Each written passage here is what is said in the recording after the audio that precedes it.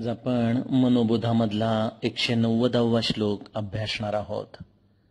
समर्थ माऊली म्हणताय, नवे कार्य करता नवे सृष्टी भरता, परेहूनी परता न लिंपे विभरता, तया निर्विकल्पासि कल्पित जावे, परी संग सोडोनी सुखी रहावे.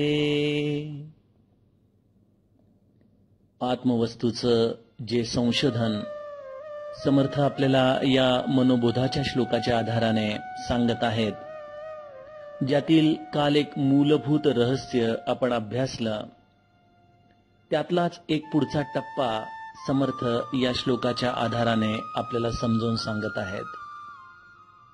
समर्थांच्या श्लोकाचा सरळ अर्थ असा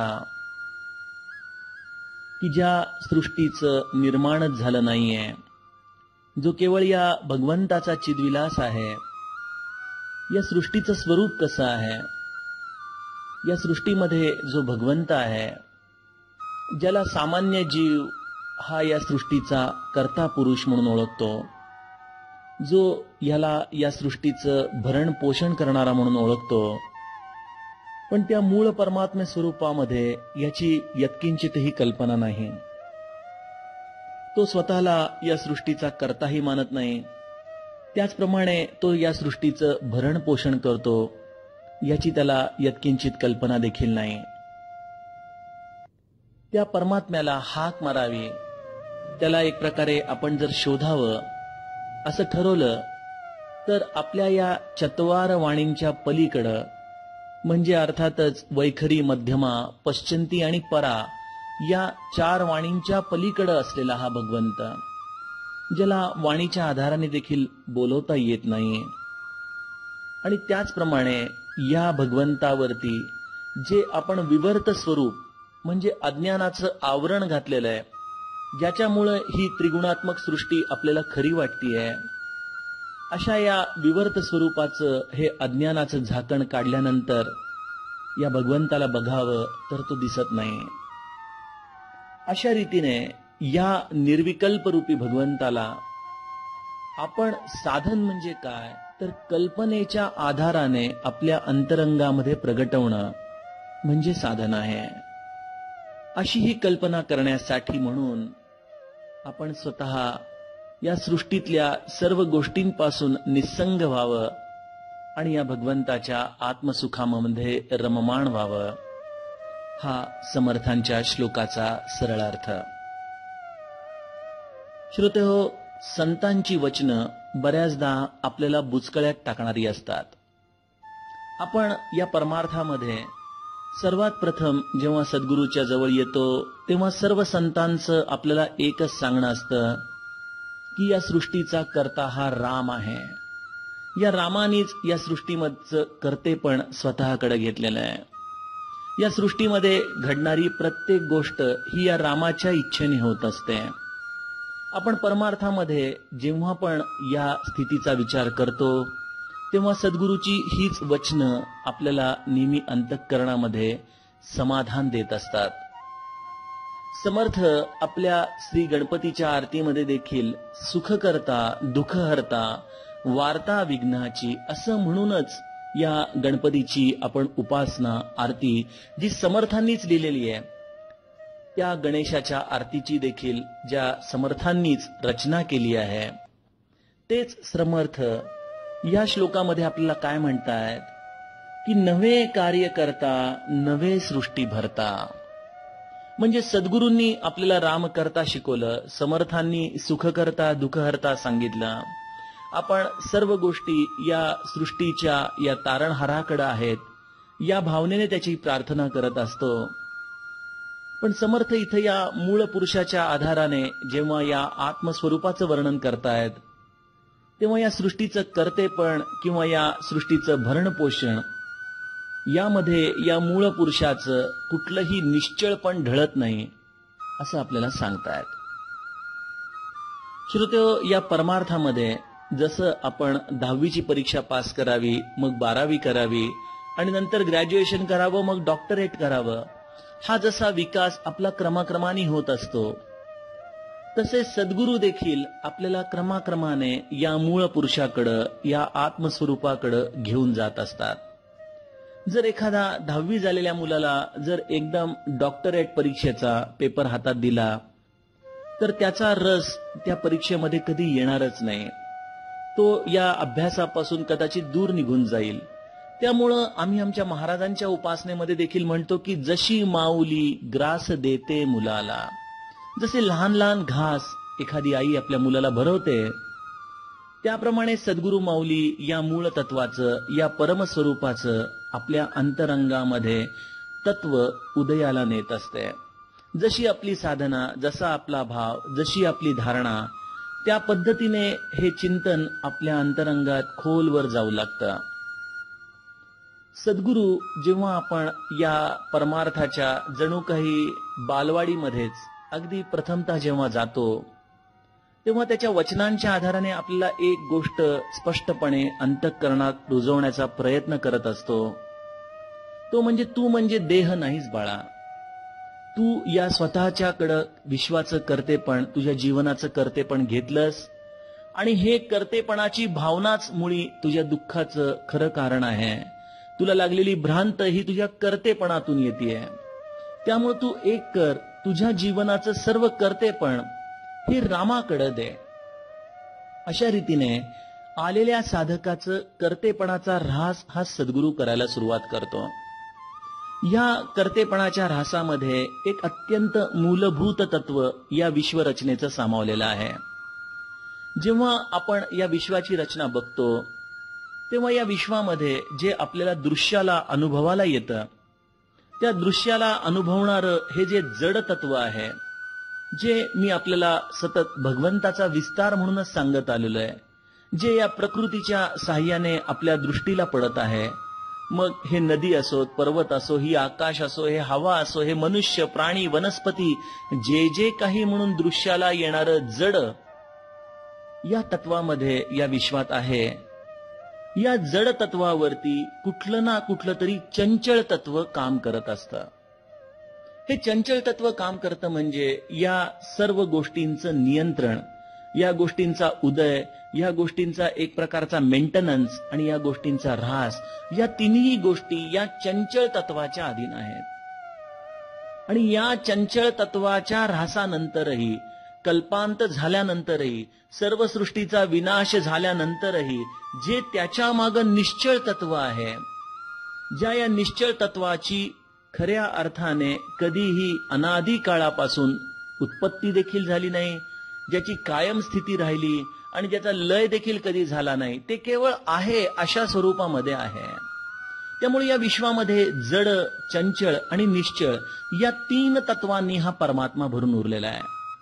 जड तत्व म्हणजे तुम्हा आम्हा प्रत्येकाच्या अंतरंगामध्ये जो राहतो तो जीवात्मा आहे.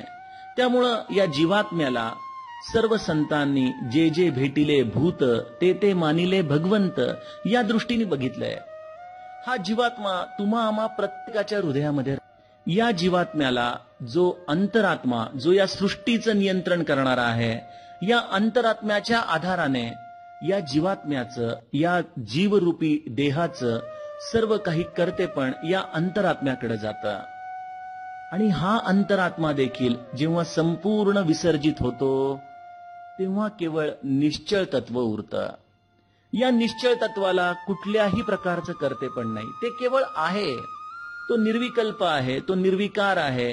त्याला कुठलाही आकार नाही, त्याला कुठलाही रंग नाही, तिथं कुठलाही शब्द नाही. ते केवळ आहे, या एकाच तत्वाने सांगता येऊ शकतं. त्यामुळं संत हे नेहमी या विश्वामध्ये सुसूत्रताने बघतात. या परमात्म्याला जड, चंचल आणि निश्चळ या 3 सूत्रांच्या आधाराने बघत असतात. त्यामुळे सद्गुरूकडे जेव्हा आपण जातो, तेव्हा आपल्यातल्या या जड तत्वामधला हा जो जीवात्मा आहे, तो संतांना आपल्या खरोखर मनापासून त्याच्यावरती करुणेचा पाझर घालावा, या दृष्टीने ते नेहमी आपल्याला सांगतात की बाळा, तुझं कर्तेपण कोणाचं आहे? या अंतरात्म्याचं आहे, या चंचल तत्वाचं आहे. त्यामुळे जडातून चंचल आणि चंचलातून निश्चळ असं आपलं 10वीतून 12वी 12वीतून ग्रॅज्युएशन आणि ग्रॅज्युएशन मधून डॉक्टरेट, असा आपला हा परमार्थाचा प्रवास चाललेला असतो. त्यामुळे या जीवात्म्याचं जे स्वरूप आहे ते संतांना देखील रामरूपच दिसतं. या विश्वामध्ये घडणाऱ्या प्रत्येक घटनेमध्ये देखील रामाचं कर्तेपणच दिसतं. आणि या रामाच्या तत्वामध्ये एकाकार झालेले ते खरे योगी असे हे संत या सर्व सृष्टीमध्ये या परमात्म्याच्या स्वरूपामधली सुसूत्रता बघत असतात. आणि त्याचं हे अंतिम निश्चळ तत्वाचं वर्णन समर्थ इथं सांगतायत की या निश्चळ तत्वामध्ये कुठलंही कर्तेपण नाही. त्यामुळे तो ना कार्यकर्ता आहे ना तो सृष्टीचं भरण पोषण करणार आहे. कारण की त्याच्या दृष्टीने हे विश्व निर्माणच झालेलं नाहीये. हे तर आपल्या अज्ञानी जीवाचं विश्व निर्माणाचं संकल्पना आहे. आणि या अज्ञानाला दूर करण्यासाठी यामधला हा अंतरात्मा म्हणजेच संतांचा राम, जो सगुण रूपाने या विश्वामध्ये अंतरात्मा तत्वाने राहतो, त्याच्याकडं या सर्व संतांनी कर्तेपण दिलं. जसं रामाने देखील अवतार घेतला, रामाने देखील कार्य केलं आणि राम देखील आपलं कार्य पूर्ण करून त्या शरयूमध्ये विलीन झाला. म्हणजे राम संपला का?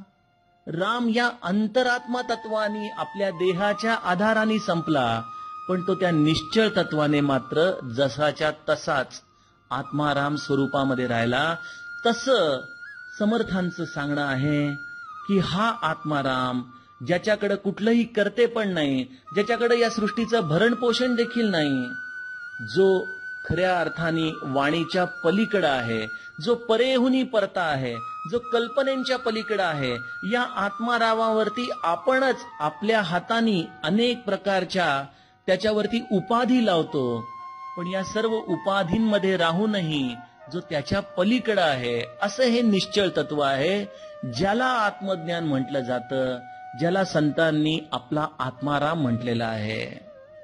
असं हे तत्व तू कल्पनेच्या आधाराने शोधून काढ. आहे की नाही गंमत संतांची? अहो, आपला जीव किती, आपलं ज्ञान किती, आपली साधना किती, पण समर्थांचा आर्जव असा की हे जीवा, तुला हे मनुष्य जन्मात शक्य आहे, कारण की तुला मन नावाची जी गोष्ट दिलेली आहे ना, ही मन नावाची अद्भुत गोष्ट त्या निश्चळ तत्वाला देखील तुझ्या अंतरंगामध्ये ते काय आहे हे समजून सांगू शकते. असं हे निश्चळ तत्व तया निर्विकल्पासी कल्पित जावे, अशा अर्थाने तू समजून घे. श्रोतेहो, या निर्विकल्पाची कल्पना करायची, मग माध्यम काय करायला पाहिजे? आपण म्हणाल की नवविधा भक्तीमधलं कुठलं साधन या निर्विकल्पला कल्पनेमध्ये आणू शकतं का?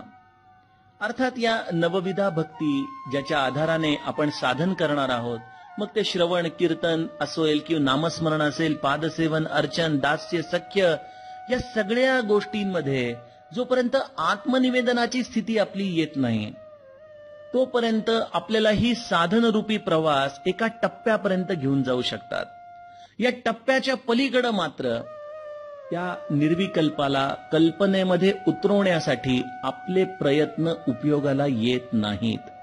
तिथं मी राहून, मी साधन करून, माझ्या दृष्टीने प्रयत्न करून मी त्या निर्विकल्पाला कल्पनेमध्ये आणू शकत नाही. तिथं केवळ एकच गोष्ट उपयोगाला येते. कुठली गोष्ट येते? या गोष्टीचं वर्णन करण्यासाठी मी एक आपल्याला सुंदर रूपकात्मक गोष्ट सांगतो. काही दिवसापूर्वीच वाचनामध्ये आली होती. एका आईला बऱ्याच दिवसानंतर एक मूल होतं. त्या मुलाचा जन्म झाल्यानंतर त्या मुलाचा विकास जितका पाहिजे तितक्या वेगाने होत नसतो. आई काळजीत असते. वर्ष दीड वर्षाचं होतं तरी मुलाला अजूनही बोलता येत नाहीये, तो काही आवाज करत नाहीये, काहीतरी चित्रविचित्र बोलतोय. जसं एखादं मतिमंद बालक बरळावं त्याप्रमाणे ते बरळतंय. आईची घालमेल चाललीये, वेगवेगळ्या डॉक्टर्सना दाखवतीये. वेगवेगळे डॉक्टर म्हणतात की कदाचित काही कालांतरानंतर हा चांगला होऊ शकेल, बोलू शकेल, पण तोपर्यंत याला असंच सांभाळावं लागणार. ते मूल इतकं विचित्र, मध्येच काहीतरी बडबडायचं, आवाज करायचं. त्या आवाजांमुळं त्याचे वडील देखील कंटाळून घरामध्ये येण्याचं टाळायचे. त्याची भावंड देखील त्याला बऱ्याचदा आपल्याशी खेळू द्यायची नाहीत. पण त्याच्या आईचा त्या मुलावरती विलक्षण जीव, त्या मुलाचं जे चित्रविचित्र बरळणं आहे, जे इतर कोणालाही कळत नाहीये, ज्याचा कोणालाही एक प्रकारे अर्थबोध होत नाहीये, असं त्या मुलाचं बरळणं मात्र त्या आईला कळायचं. आई त्या मुलाच्या बरळण्याचा अर्थ व्यवस्थित समजून घ्यायची की याला भूक लागलीये, याने आपले कपडे खराब केलेत, याला काहीतरी पाहिजे, याला खेळायचंय, याला बाहेर न्यायचंय, याला हे पाहिजे, याला ते पाहिजे. त्या मुलाची भाषा या जगात कोणालाही कळत नव्हती, पण त्याची आई मात्र ही भाषा ओळखायची. कारण की त्या आईजवळ वात्सल्य होतं, त्या आईजवळ करुणा होती. त्या आईला त्या मुलाच्या शिवाय दुसरं काही एक नको होतं. त्यामुळे ती आई त्या वात्सल्यापोटी त्या मुलाची सगळी भाषा समजायची. पुढं काय झालं की हा मुलगा मोठा झाला आणि देवदयेने, परमेश्वराच्या कृपेने तो हळूहळू व्यवस्थित बरा झाला, सामान्य माणसासारखा झाला. त्याची उत्तम अभ्यासामध्ये प्रगती होऊ लागली. तो मोठा झाला, परदेशामध्ये गेला. परदेशामध्ये तो मोठा होऊन स्थायिक झाला. त्याला इकडं ज्या आपल्या आईनी सांभाळलं त्या आईचा विसर पडला.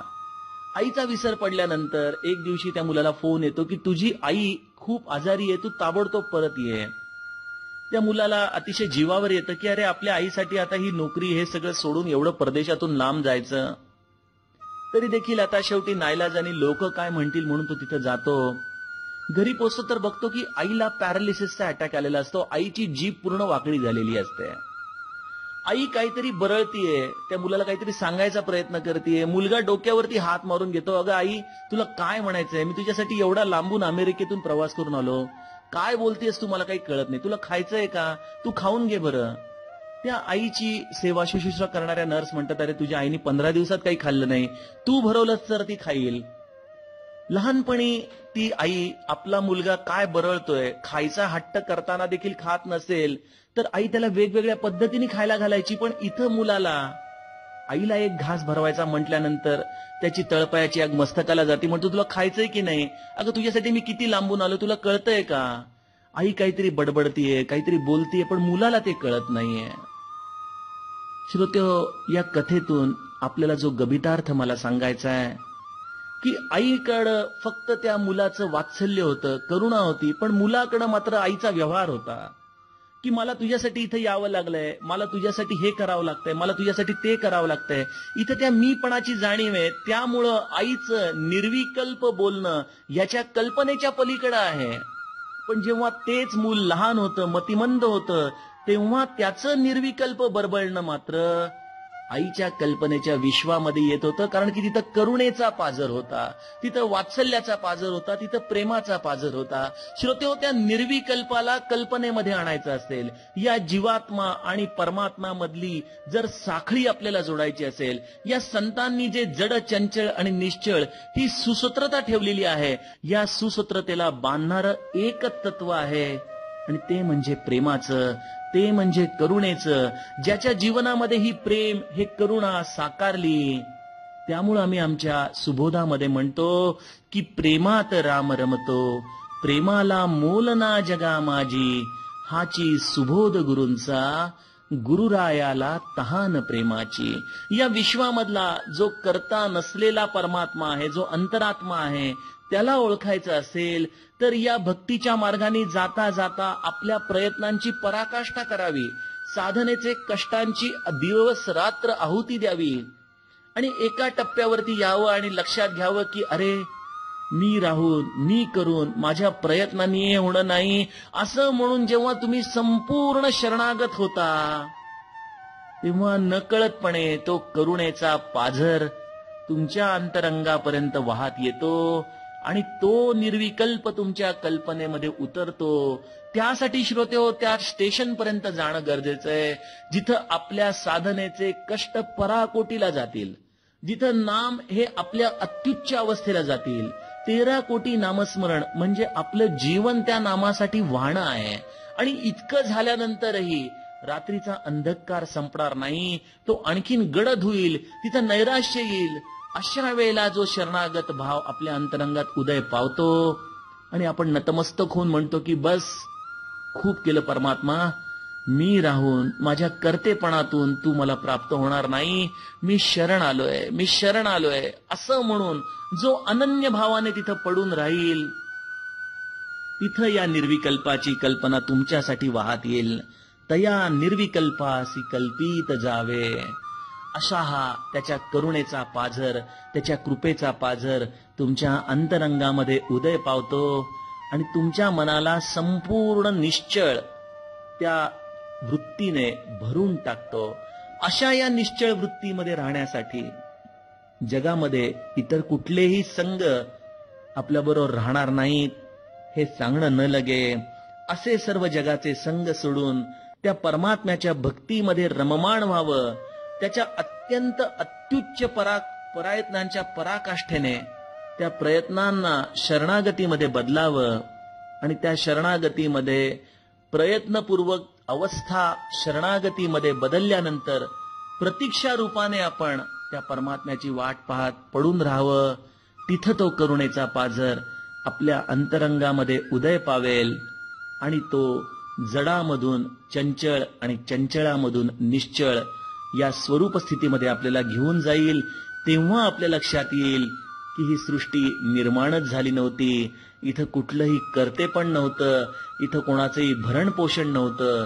अशा वेळेला तो परावाणीच्या पलीकडचा अंतरात्मा आपल्या अंतरंगामध्ये आपल्याला साथ घालू लागेल आणि जगाचं सर्व विवर्त स्वरूप जाऊन ते रामरूप भरलेलं विश्व आपल्याला दिसू लागेल.